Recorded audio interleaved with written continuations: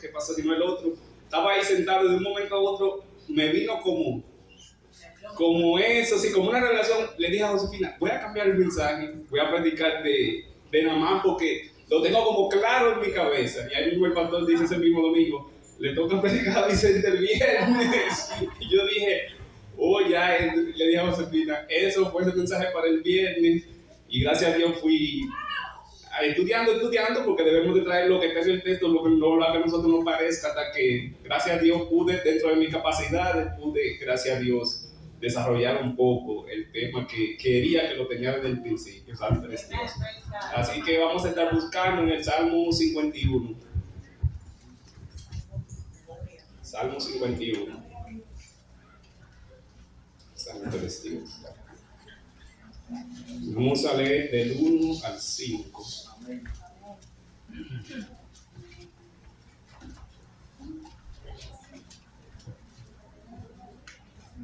¿Lo tenemos? Amén. La palabra de Dios dice así, en Salmo 51. Ten piedad de mí, oh Dios, conforme a tu misericordia, conforme a la multitud de tus piedades, borra mis rebeliones. Lávame más y más de mi maldad y límpiame de mi pecado, porque yo reconozco mis rebeliones y mi pecado está siempre delante de mí. Contra ti solo he pecado y he hecho lo malo delante de tus ojos, para que seas reconocido justo en tu palabra y tenido por puro en el juicio. He aquí, en maldad he sido formado y en pecado me concibió mi madre. Amén. Santo de Dios, lo va a pedir el pastor para que oremos por esta palabra, para que sea Dios que esté trayendo las palabras.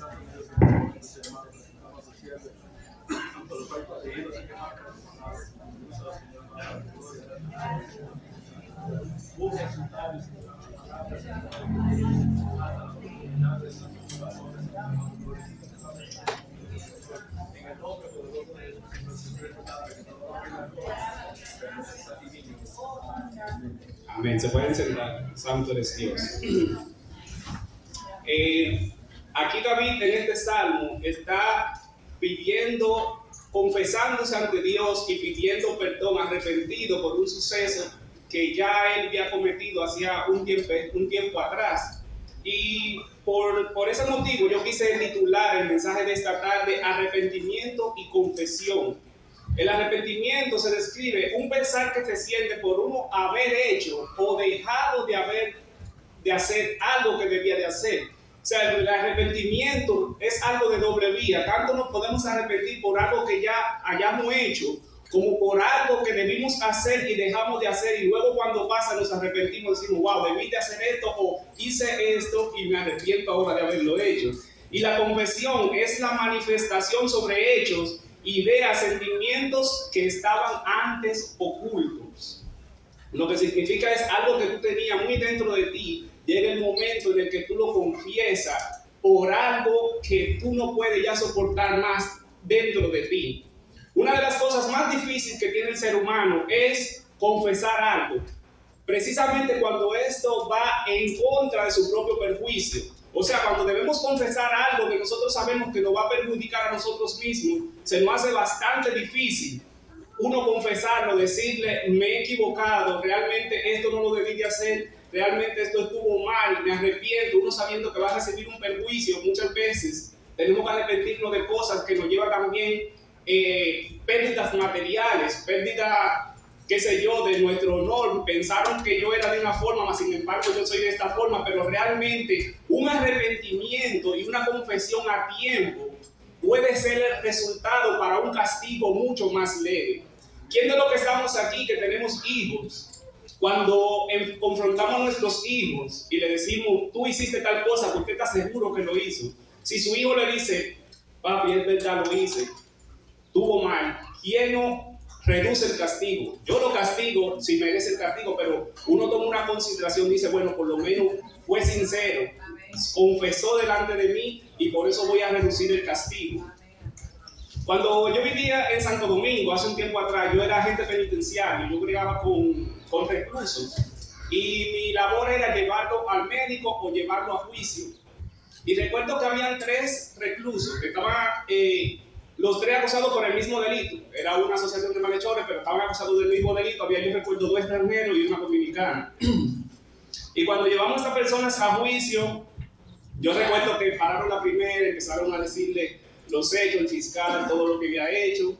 Cuando llegó la hora de la persona hablar, yo recuerdo que ella dijo, no, la fiscalía me está preparando hechos, yo no hice eso, y todo negó, el abogado también la defendía. Llegó el momento del segundo imputado y por igual yo recuerdo que dijo que eso fue, la fiscalía le preparó eso, que ese producto no era de ellos. Yo recuerdo cuando llegó el momento del tercero, este hombre empezó a declarar y de un momento a otro se detuvo y dijo, yo voy a decir toda la verdad. Nosotros vinieron de África, pero eso no es tan relevante. Nosotros vinimos de África, nos encontramos con esta persona, pasó de esta forma, nosotros hablamos por teléfono, preparamos todo esto y confesó todo como había ocurrido. Yo recuerdo cuando los jueces salieron a deliberar, cuando vinieron de allá para acá, 15 y 7. O sea, 15 años al que declaró, que confesó, le cantaron 7 años. Y vemos cómo aún en la vida secular, cuando una persona confiesa lo que realmente hizo, va acorde, porque confesar es usted ponerse en concordancia con lo que es la realidad. Confesar es decir, esto fue de tal y tal forma, sin ponerle mácula, no, lo que pasó de esta y cual manera. Y cuán bueno es declarar, a pesar de que resulta tan difícil muchas veces para nosotros. Pero es como usted se quita un peso de encima. Vemos cómo esta persona, aún en la vida secular, como dije, cómo tuvo una rebaja de 8 años. 8 años en la cárcel no es fácil. Porque yo trabajaba en la cárcel y aún usted está por fuera, era tedioso. Imagínese una persona sin poder salir, sin acceso a nada, sin poder ver su familia más que unas cuantas horas a la semana, depende cómo sea el sistema penitenciario. Pero vemos cómo una confesión a tiempo, como dije, puede ser el resultado de un castigo más leve. Y aquí nos encontramos en el Salmo 51, donde David está confesando delante de Dios sus pecados. Y para entrar en contexto, David está confesando, que lo dice el mismo Salmo, un encuentro que él tuvo con una mujer llamada Betsabé. Y para ponerlo, lo que no conocen la historia, la voy a hacer medio por arriba, porque la predicación es acerca del arrepentimiento, pero para que vean cómo David llegó a este punto. Dice la palabra de Dios que David, siendo rey, en el tiempo en que salen los reyes a la batalla, David decidió quedarse en su casa y no ir a la batalla. El motivo es especular, decir fue por esto o por lo otro. Pero dice la palabra de Dios que él en una tarde se levantó de su lecho, se estaba durmiendo hasta tarde, y dice que cuando él se levantó, ve a una mujer hermosa bañándose, y dice que él le gustó la mujer, una mujer hermosa. Y dice que él mandó a preguntar de quién era esa mujer, o sea, a investigar la vida de la mujer. Y dice la palabra de Dios que fueron sus siervos, investigaron y le dijeron, ella es Betsabé, hija de Eliam, mujer de Urías el Hita. Inmediatamente David lo primero fue, para que veamos cómo el pecado puede ir entrando poco a poco en nuestra vida, por una simple mirada. Él dice que la palabra de Dios, que él la miró. Pero yo digo que más que mirar, él se quedó observando, porque no es lo mismo. Yo he visto muchas cosas indebidas, pero la miro, inmediatamente la veo, volteo mi cara y no me quedo meditando en el pecado, porque si usted se queda meditando en el pecado, créame que usted va a caer. Inmediatamente la tentación viene a usted debe de decir no. No voy a quedarme ahí, Señor, porque usted no es más fuerte que el pecado. El pecado lo va a convencer, porque el pecado la mayoría de veces es satisfactorio para su cuerpo. Para su alma es un perjuicio, pero para el cuerpo es satisfactorio. Entonces inmediatamente llega la tentación, váyase del lugar, no pelee con el pecado, haga como hizo José con la mujer de Potifar. Dice que él se fue corriendo, él no se quedó ahí. Pero David manda a investigar. Vamos a darle el beneficio de la duda a David. La vio, no pensó que era casada, está bien, mandó a investigar, pero ya le mandan a decir, es hija de Eliam, mujer de Urías el Hita, es una mujer casada, una mujer que ya tiene su esposo, una mujer que solamente puede estar con su esposo. Y muchas veces leemos esta historia, el que la conoce, y tal vez ve algo romántico de esta historia, pero no, dice la palabra de Dios, santo eres Dios. Y envió a David a preguntar por la mujer, y cuando le contestaron, dice, y envió David mensajero y la tomó y vino a él y él durmió con ella. En los tiempos antiguos, a los reyes no se les podía decir que no. Conocemos la misma historia de David, que en una ocasión cuando él no era rey, Saúl lo mandó a buscar. Él era esposo de una hija de Saúl y David tuvo que fingirse enfermo y mandar a decirle a los mensajeros: él está enfermo, no se puede mover. Porque cuando el rey mandaba a buscar a alguien, no había forma de decirle: no, yo no puedo ir. Era inmediatamente. Era prácticamente que el rey lo mandaba a traer, no a llamar. Vayan, búsquenme tal persona. Entonces, vemos cómo David manda a buscar a esta mujer abusando de su autoridad. Porque cuando usted medita en el pecado, como él meditó, manda a investigar y no se detiene, ya usted va a abusar. Y cuando yo le digo abusar, usted tal vez no va a abusar porque usted no tiene ningún poder, pero usted va a abusar de la palabra de Dios. Y donde Dios le dijo no, usted va a decir sí. Y usted mismo va a poner sus términos en esa palabra. Y dice la palabra de Dios que él durmió con ella. Y para que vean que ella no estaba de acuerdo, que tal vez yo mismo leí esta historia y pensé que ella estaba de acuerdo, o sea que ella tal vez fue contenta diciendo: es el rey. No, esta mujer no fue. Y más cuando David le propuso eso, ella no podía estar de acuerdo porque ella sabía que podía ser apedreada en ese tiempo. Y dice que cuando ella salió de la presencia de David, dice que ella se purificó. Y si se purificó era porque ella sabía que se había hecho algo inmundo, o sea, ella no estaba de acuerdo, pero David abusó de su poder. Luego le manda ella a decir por vía de su siervo: dígale a David que yo estoy embarazada. Inmediatamente esta noticia llega donde David sabe que a pesar de que él es rey, David está entre la espada y la pared. O él queda a merced de que el pueblo vea que él fue un rey que usó mal el poder, que es un rey tirano, o queda mal delante de Dios, que ya estaba mal delante de Dios.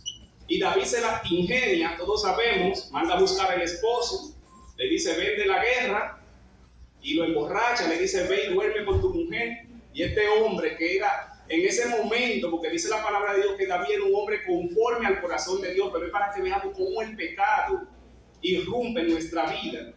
Dice la palabra de Dios que él dijo: es yo de irme a gozar con mi mujer, de ir a beber mientras que mis compañeros están allí en la batalla, peleando la batalla de Jehová. Por tu alma y por tu vida, que yo no haré tal cosa. Yo no voy a hacer eso. Eso es algo indebido que yo voy a hacer. O sea, este hombre, aún borracho, era más digno que David en ese momento. Pero vemos que David lo trató de convencer, el hombre no quiso y él lo mandó a la guerra. Mandó a través de sus siervos, le hizo un papel, le dijo: pongan a Urias en la parte más recia de la batalla, donde ustedes sepan que lo van a herir. Y dice que el general de su ejército, el general Joab, dice que agarró a Urias el Eteo y lo puso en la más recio de la batalla, donde el hombre, por cierto, murió. Dice que cuando le traen la noticia a David: mataron unos cuantos de nosotros, pero también Urias fue muerto en la batalla. La contesta de David: bueno, no tengan pesar por eso, porque la espada hiere a uno como hiere al otro. Miren la hipocresía que se llega a llevar por el pecado. Esto era un hombre que era conforme al corazón de Dios, dice la palabra de Dios. Y por ocultar un pecado, por no confesar algo a tiempo, decir: Señor, hice mal, miren dónde iba a llegar. Es que inmediatamente usted comete el pecado, le digo que ya la muerte está incluida. Porque inmediatamente él ejecutó el pecado, o moría ella por adúltera, aunque no tenía culpa, pero o moría ella por adúltera, o debía morir el esposo para David salir como el héroe, porque inmediatamente muere, David manda a buscar a su mujer. Y para que tengamos una idea, David la manda a buscar como un gesto de bondad. Como es una viuda, la voy a traer para donde mí, porque tomar una viuda era un gesto de bondad. Y David queda como el bueno cuando realmente era el malo. Y es que cuando nosotros nos dejamos llevar del pecado, nosotros vamos a aparentar y vamos a querer ver que nosotros estamos haciendo algo bueno, porque si matamos por ocultar un pecado, ¿cuánto más ya no será mentir delante de Dios y decir: yo estoy bien, Dios, delante de ti, cuando realmente estamos mal delante de Dios? Santo eres Dios. Porque la paga del pecado es muerte, dice la palabra de Dios, mas la dádiva de Dios es vida eterna en Cristo Jesús. O sea, la paga del pecado ya inmediatamente era la muerte. Yo sé que tal vez nosotros podemos decir: sí, pero yo lo que hice fue que mentí. Una cosita sencilla. Bueno, si nosotros nos vamos a nuestros primeros padres, fue una desobediencia sencilla desde nuestro punto de vista, pero inmediatamente pecó, entró la muerte, porque la paga del pecado es la muerte. No veas tu pecado pequeñito, no, eso fue algo sencillo, no, la paga del pecado es la muerte. Amén. Santo eres Dios. Dice la palabra de Dios en Hebreos 12:15, la parte B dice: que brotando alguna raíz de amargura os estorbe y por ella muchos sean contaminados. Vemos cómo David le surge un pecado y por este pecado pequeño de David envolvió a su siervo, porque sus siervos ya tenían que estar en la trama, envolvió al mismo Urías que no tenía culpa de eso, envolvió al mismo Joab porque Joab tuvo que hacer algo que... ¿Cómo usted puede confiar en un general que lo pone a usted donde usted sabe que va a morir? ¿Cómo ustedes creen que quedaron los demás siervos de Joab? Dicen, espérate, pero mira, Joab sabía que le iba a pasar esto. O sea, se desprestigió por un pecado suyo, como dice la palabra de Dios. Los pecados no son privados. Su pecado no es privado porque a la postre nosotros somos todo lo que somos de Cristo, somos un cuerpo. Y el pecado mío le va a afectar a usted y el pecado de usted me va a afectar a mí de una u otra forma, pero el pecado no es privado. Cuando vamos a cometer un pecado, debemos pensar primeramente en la gloria de Dios, que Dios es santo, pero también yo debo de pensar en mi hermano. Voy a decir, voy a arrastrar a mi hermano a esto, aunque él no quiera, porque lo voy a envolver de una u otra forma. No hay pecado privado, eso es mío, sino que un pecado es posible que todos participemos. Santo eres Dios. Y Dios tiene que mandar donde David, porque el pecado adormece. Hay una cosa que se llama anestesia, que todos la conocemos cuando van a hacer una operación, cuando van a hacer una intervención quirúrgica, que es cuando nos anestesian. Si usted se fija, usted lo abre, usted no siente dolor, pero la herida está ahí. Y así mismo, cuando nosotros no confesamos el pecado y vamos dejando que pase el tiempo, nosotros nos vamos durmiendo. Y a veces algo que veíamos que era malo, decimos, es bueno, pero es porque tú te has ido durmiendo en tu conciencia. El Espíritu Santo tiene que despertarnos nosotros para que nosotros podamos ver y decir, esto que estoy haciendo es malo. Y dice la palabra de Dios que Dios envía a Natán donde David. Y conocemos que Natán le puso un ejemplo, dice... Había un hombre rico que tenía 2 corderitas, un hombre pobre que tenía una corderita y había un hombre rico que tenía muchas corderitas. Y dice, vino un hombre de pasada donde el hombre rico, y el hombre rico no quiso matar ninguna de sus ovejas, sino que agarró la oveja del hombre pobre y la mató para su invitado. Cuando David oyó esta palabra, David se puso furioso. Dice, ese hombre digno de muerte, ¿cómo hizo eso? ¿Cómo no tuvo misericordia? Y Natán le dijo, ese hombre eres tú, David. Y así mismo nosotros muchas veces vemos el pecado ajeno como un pecado grandísimo. ¡Wow! Mira lo que hizo el hermano. Pero muchas veces nosotros nos vemos dentro de nuestros corazones lo que nosotros hemos hecho. Nosotros a veces ponemos el pecado nuestro que es muy pequeñito, eso es algo insignificante. Wow, pero tú viste lo que hizo fulanito, pero tú te estás mirando en tu corazón lo que tú has hecho. Que la misma crítica que tú estás haciendo no la estás haciendo con misericordia, sino está actuando con vileza, no teniendo misericordia de Dios. Y David dice que cuando David oyó esta palabra, David dijo, he pecado contra Jehová. Esta es la palabra, he pecado contra Jehová. Sin mácula, a mí me parece, yo he pecado contra Jehová. Amado hermano, este pecado de David es un pecado horrible. Si usted se pone a pensar, es un pecado verdaderamente horrible. Primeramente, tomó una mujer que no era de él, luego mata al marido, luego hace pensar que fue un rey bondadoso que tomó esta viuda y se queda con ella como su esposa. O sea, un pecado verdaderamente horrible. Pero cuando David dijo esta palabra, he pecado contra Jehová, la palabra del profeta fue, Jehová también ha remitido tu pecado, no morirás. O sea, Dios perdonó este pecado a David. Y algo verdaderamente que nosotros no nos cabe en la cabeza. Nosotros decimos, pero ven acá. Nosotros nos ponemos a pensar el ladrón en la cruz, un hombre que vivió una vida perdida. Y a la hora de su muerte él dice, nosotros justamente estamos pagando lo que merecieron nuestros hechos. Nosotros merecemos estar aquí. Pero ¿qué mal ha hecho? Acuérdate de mí cuando tú vengas en tu gloria. Y esa es la actitud de un cristiano, de cualquier persona, venir ante Dios en arrepentimiento y confesión, diciendo, yo he pecado contra Dios. Santo eres Dios. Y aquí caemos y nos vamos a lo que leímos, al Salmo 51. Santo eres Señor.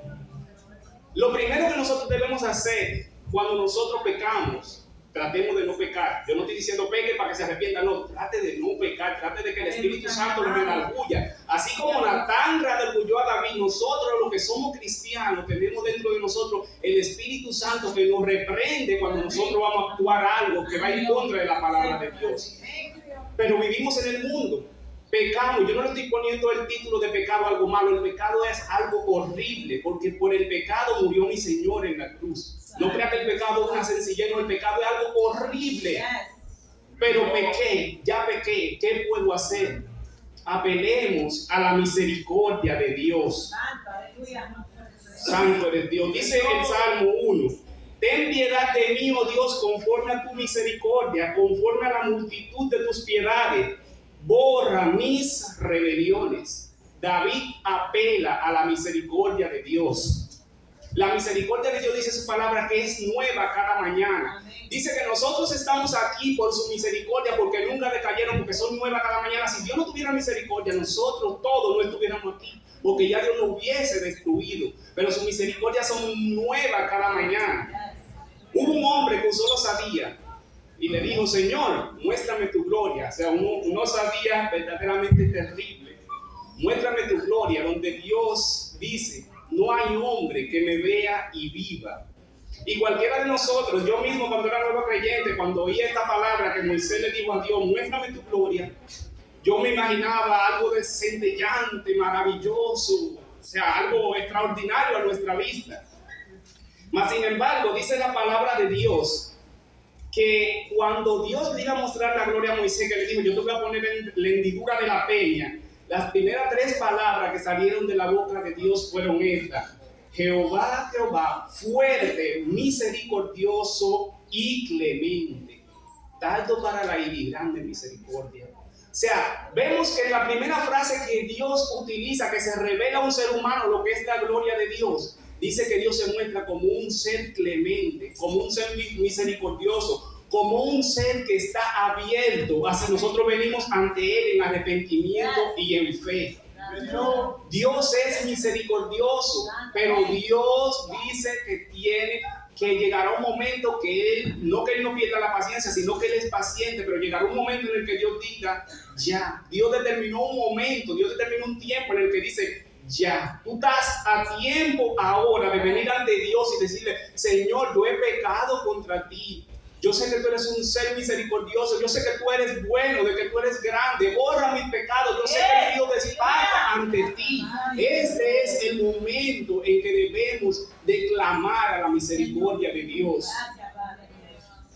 No trates de borrar tu pecado con jabón, como dice la palabra de Dios en el libro de Apocalipsis. No hay lavandero, no hay jabón, no hay lejía que pueda borrar nuestro pecado. Solo la sangre de Cristo es capaz de hacer esto. Santo eres, Señor. Dice la palabra de Dios ahí mismo en el Salmo 2, dice: lávame más y más de mi maldad y limpia mi pecado. David sabe que él no puede venir y agarrar becerro, agarrar toro, ponerse a hacer holocausto, porque él sabe que eso no es posible, no le va a borrar el pecado. Solo Dios, solo la clemencia de Dios, solo el sacrificio de un cordero santo y sin mancha puede borrar el pecado de lo que estamos aquí. Santo eres Dios. Muchas veces, como dije, es difícil confesar, es difícil decir: yo no tenía la razón, es difícil decir: yo estaba equivocado. Pero es que en las cosas de Dios no valen los pelos. Un corazón arrepentido es alguien que va y dice sencillamente: voy mal. No ponga peros. En el arrepentimiento no caben los peros, no caben los fue que, a mí me parece, yo pensé, yo he pecado simplemente. Dice él en el Salmo 3: porque yo reconozco mis rebeliones y mi pecado está siempre delante de mí. O sea, yo reconozco, Señor, que yo he fallado contra ti. Mi pecado está ahí, delante de ti. Tú lo conoces, Señor. Ayúdame a serte fiel. Gracias, Padre. Santo eres, Señor. Y como les dije, David pudo ser que pecara en su pecado, primeramente contra esta mujer que la mandó a buscar. No fue que la llamó y le dijo: ¿tú quieres venir? No, él la mandó a buscar como rey. David pecó contra sus siervos, que lo puso a hacer algo, como dice el refrán, o como dice el dicho, el trabajo sucio lo puso a hacer a sus siervos. David pudo ser que pecara directamente contra Uría, el hitita, pero nosotros sabemos que cada uno de los pecados nosotros lo hacemos contra Dios. Cuando yo peco contra cualquiera de ustedes, yo estoy pecando directamente contra Dios, porque la ley la puso Dios. No matarás, no robarás, no codiciarás la mujer de tu prójimo, no. Todo eso va con mi prójimo. Por eso dice la palabra de Dios: ama a tu prójimo como a ti mismo. El pecado contra ti, contra cualquiera de ustedes que yo cometa, lo estoy cometiendo directamente contra Dios. Y David reconoció esto y dice, contra ti solo he pecado y he hecho lo malo delante de tus ojos, para que seas reconocido justo en tu palabra y tenido por puro en el juicio. ¿Recuerdan el ejemplo que le puse del recluso? No fue que el recluso era justo por confesar, pero él se puso acorde con la fiscalía. La fiscalía, para hacer una investigación, necesita recursos, necesita investigar, necesita gastar dinero. Por eso, generalmente, fíjense que cuando alguien confiesa, le bajan el castigo, porque la fiscalía no tiene que hacer un proceso de investigación. Bueno, nuestro pecado está siempre delante de Dios, no trate de esconderlo. Dios no tiene que investigar, Dios lo sabe, porque ante Él nosotros estamos abiertos y nosotros tenemos que dar cuenta delante de Él. Por eso David reconoce, dice, contra ti solo he pecado y he hecho lo malo delante de ti. Dios es justo, sea Dios veraz y todo hombre mentiroso. Sea delante de Dios, todo hombre es un mentiroso, pero Dios es veraz en lo que dice. Cuando Dios nos acusa, Él es 100% veraz y es justo. Él no juzga con injusticia. Por eso nosotros debemos de apelar a su misericordia. Y tal vez nosotros decimos, bueno, pero pienso que no es tan grave como el de David. Mi pecado no es tan malo como el de David, porque lo único fue que yo critiqué al hermano, pero eso no es una cosa del otro mundo. Lo único fue que yo me cogí esos $100 que lo vi mal puesto del compañero, pero eso no es tan malo. Si nosotros somos hijos de Adán, dice la palabra de Dios en el libro de Romanos, que así como en Adán todos mueren, nosotros todos venimos con el gen del pecado. Y no crea que Dios es injusto, porque usted dirá, pero ¿qué tengo yo que ver con Adán? Porque fue el que pecó. No, la cuestión es que el corazón y las intenciones del corazón del hombre son siempre de continuo al mal. Si tú eres un cristiano y aún sin ser cristiano, yo como cristiano vivo una vida de arrepentimiento. El cristiano, nosotros nos arrepentimos, reconocimos nuestro pecado delante de Dios, pero mi vida entera es una vida de arrepentimiento. O sea, yo casi todos los días tengo que arrepentirme. Señor, perdóname, que tuve ese mal pensamiento, esta persona. Pero Señor, perdóname, Señor, perdóname, Señor, perdóname, porque la vida de un cristiano es una vida de arrepentimiento, no para salvación, pero sí para estar acorde con Dios, para estar en comunión con Dios, para no contristar el Espíritu Santo que ha sido derramado en nuestros corazones. Es una vida de arrepentimiento de día en día que nosotros tenemos que vivir. No es hoy, sí, mañana, no, todo el tiempo. Señor, perdóname, Señor, líbrame. Señor, si yo he ofendido a uno de mis hermanos, aclárale que no fue mi intención, pero si yo he ofendido a algunos, revélamelo para yo ir donde mi hermano y decirle, te pido perdón por esto que hice, para que no se crea un ambiente malo, un ambiente pesado dentro del templo. Santo eres Dios. Santo eres Señor. Yo quiero hablar de un tema que se sale un poco de la predicación, pero el Espíritu Santo me trajo eso precisamente cuando yo estaba preparando el mensaje, y es algo bastante delicado. Cada quien tiene su interpretación, pero la palabra de Dios es clara y la palabra de Dios es la que habla, no es lo que a mí me parece o lo que yo pienso. Desde que yo me congregaba en Santo Domingo, yo veía algo que pasaba, que era que cuando se iba a tomar la cena del Señor, se paraba un grupo y un grupo no. Alguien venía y alguien no. Y se quedaban, y de hecho yo mismo lo practicaba, porque si yo tenía algún inconveniente con mi esposa y se ponía la cena del Señor, yo no me había parado porque yo estoy más delante de Dios. Hay algo que las mujeres y también los hombres hacen, no sé cómo el sistema del hombre, pero yo sé que mi esposa, por mi esposa yo lo sé también porque lo he visto, que es un autoexamen. Es cuando a veces las mujeres se ponen delante de los espejos y se van tocando, a ver si sienten alguna bolita, algún dolor. Y cuando usted siente alguna bolita, Dios libre, a todas las que están aquí, Dios da libre de eso. Pero si usted siente algún dolor, alguna molestia, le digo lo que usted va a hacer, usted va a ir corriendo al médico a chequearse. Usted no se va a quedar y va a decir, bueno, yo después voy a matar. No, yo estoy seguro que usted va a coger para donde el médico inmediatamente. Dice Pablo en 1 Corintios, cuando él está hablando de la cena del Señor, dice, examinaos cada uno a vosotros mismos a ver si está en la fe. A ver, examínate, chequéate.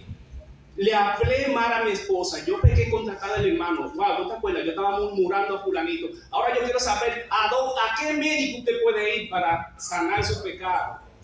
¿A qué médico? El pecado solamente lo cura la sangre de Cristo. Y yo creo que muchas personas, y no puedo pedir excusa porque yo estoy hablando la palabra de Dios, muchas personas no se paran aquí porque piensan que su pecado es tan grande. No, yo creo que nosotros damos falta de arrepentimiento y confesión. Nosotros no queremos decir delante de Dios, Dios, yo he pecado, porque cada vez que yo me paro ahí a tomar la cena del Señor, no es porque yo esté bien, no. Cada vez que yo me paro ahí, a veces yo quiero hasta llorar, porque yo me pongo a pensar, Señor, pequé en tal cosa, y solamente alguna de las cosas que puedo traer a mi memoria, Señor, yo pequé en esto, yo pequé en lo otro, yo pequé en lo otro. Tu Hijo murió en una cruz por mí, perdóname, Señor. Y yo tomo la cena del Señor, no porque yo sea digno, sino porque yo tengo un corazón arrepentido. Y si yo me arrepiento, porque yo pequé. Cuando Judas tomó la cena del Señor, Jesús no le dijo, no la tome. Jesús lo que quería es que él se arrepintiera antes de tomar la cena de su pecado. Entonces, debemos nosotros vivir una vida de arrepentimiento. Y traigo eso a colación, ¿verdad? Porque yo creo que todo verdadero cristiano que ha sido bautizado, lo que debe decir, Señor, perdonar, por eso a pensar en su cabeza, que yo he hecho mal, Señor. Si hay algo oculto dentro de mí, si hay algún pecado que yo no te he declarado, perdóname, Señor. Pero yo sé que yo he pecado cuando me paro aquí a tomar la cena del Señor y derramo mi alma, le digo, Señor, perdóname, pero es en arrepentimiento, porque cuando los hijos de Israel salieron de Egipto, que esta fue la primera cena, la Pascua, ¿qué pasaba el que no ponía la sangre en el dintel? ¿Tenía tiempo para otro día? No, el destructor pasaba y lo consumía, o sea, era ahora o nunca. Yo creo que la cena del Señor es el mejor momento para usted ponerse a cuenta con Dios. Ponerse a la par con Dios. Dice el libro de Isaías, en el versículo 18 en adelante, en el 1. Santo eres Dios. Dice, aprender a hacer el bien, buscar el juicio, restituir agravio, hacer justicia al huérfano, amparar a la viuda. Dice, venid luego, dice Jehová, y estemos a cuenta. Si vuestros pecados fueren como la grana, como la nieve serán emblanquecidos. Si fueren rojos como el carmesí, vendrán a ser blancos como blanca lana. Pero él poniéndose a cuenta con Dios, confesándole a Dios, diciéndole, Señor, yo he pecado. Señor, yo tengo algo dentro de mí, yo tengo un rencor contra mi hermano, contra mi hermana. Señor, sácalo de mí, yo voy a tomar la cena, no es porque yo sea digno, es porque yo quiero estar en comunión contigo. Arrepintámonos más, vivamos una vida más de arrepentimiento. Cuando usted se pare a nos hinquemos, lo primero que nosotros tenemos que decir es, Señor, perdóname, porque la vida de nosotros es de arrepentimiento, en arrepentimiento cada día delante de Dios. Porque todo el que ha nacido de Adán es un pecador. Y nosotros sabemos que hemos recibido el Espíritu Santo, que son las arras, el sello para nosotros irnos con nuestro Dios. Pero nosotros no sabemos que vivimos en un mundo caído, que le vamos a fallar a Dios. Santo Dios. Santo eres Dios. Gracias, Padre. Entonces, arrepintámonos más. Primera de Juan 1, del 8 al 10 dice, si decimos que no tenemos pecado, nos engañamos a nosotros mismos y la verdad no está en nosotros. Si confesamos nuestros pecados, Él es fiel y justo para perdonar nuestros pecados y limpiarnos de toda maldad. Si decimos que no hemos pecado, les hacemos a Él mentirosos y su palabra no está en nosotros. ¿Ves? No es pararnos aquí porque somos dignos, no, es porque nosotros reconocemos que es por los méritos de nuestro Señor y Salvador Jesucristo que nos vamos a ir algún día para allá arriba.